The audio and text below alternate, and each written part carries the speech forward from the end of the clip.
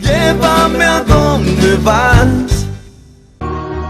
En el marco de la triste guerra contra la Triple Alianza, el 16 de agosto de 1869 se produjo la heroica batalla de Acostañú, donde ya a falta de soldados para seguir defendiendo a la patria, los niños de la época fueron disfrazados con barbas postizas, para que el enemigo los tome por adultos y les presente combate.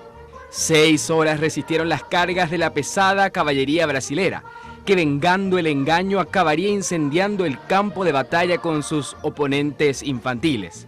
La batalla de Acostañú fue algo que en las batallas bélicas del mundo no tiene comparación.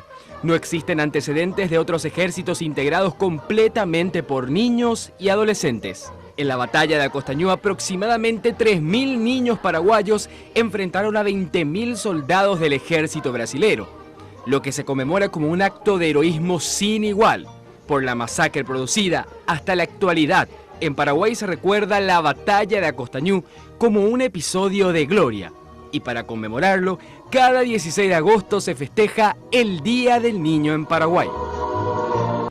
Llévame a donde vas.